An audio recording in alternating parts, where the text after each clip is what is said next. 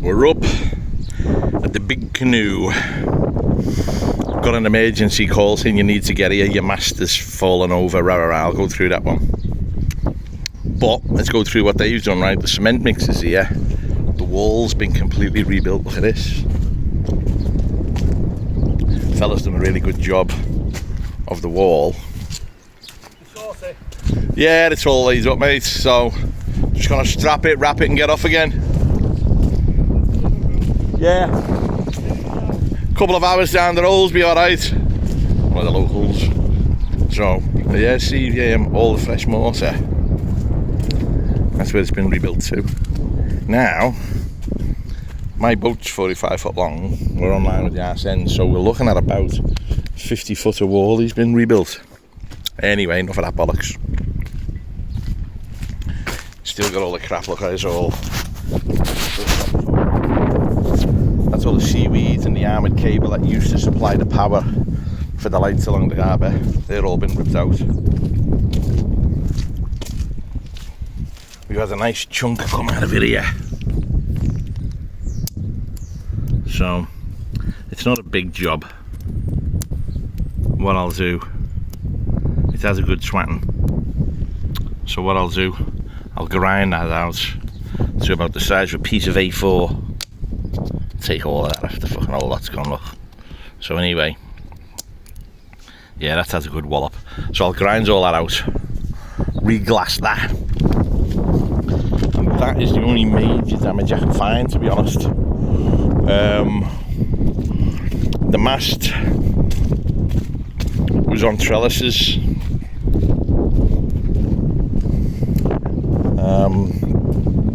The mast was on trellises here, so it was off the ground, and now obviously it's not.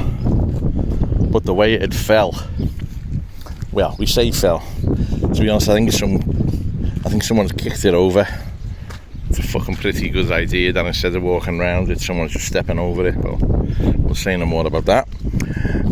It was all over the place. It was fucking halfway across the roads here and over by the railings, whichever way it was done anyway. So we've come up last night. We got here just after about 1:10 in the morning, and there was a few people on the pier this morning, so we've dragged it across and just fucking left it on the floor for now. There's nowhere else I can put it. I was going to slide it under the boat, but it's too much fucking about.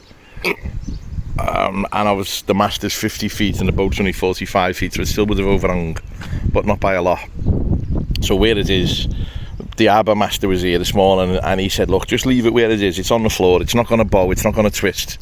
So what we're going to do now is we're just going to tidy the rigging up, lash it to the mast, make sure everything's clean, secure, and then we'll get off then and get on the roads, because Connor's with me, we're both working tonight. I've got a class to get back for, and Connor's back on the doors. Looks like the sun might come out as well. So we came up in the van, little camper van that we built on the lockdown, stayed on there, and we're going to get off. So that big box is the power box that used to be on the wall there. Well, yeah, anyway, but it's still where it was. So all the locals, people who lived here, said it's the worst storm they've seen for 50 years. So if we get one every 50 years, I'm not really worried about getting another one. And that's where we're up to. I've just got to get some time, like I say, and come back. All the structural work besides that is done. So it looks a mess, but what I've got to do now is jet wash it all, clean it all off, jet wash it, and paint it. So if I could get 2 people up here with me for 2 or 3 days, the entire thing would be finished. And then all I've got to do is hire a crane, plonk it back in the water, put the mast up, run the rigging, put the sails up, and do a little bit of wiring, and then have a good tidy house inside, because inside's full of tools and quilts and fucking pillows and dirty socks and everything else that you leave behind. So that's where we're up to.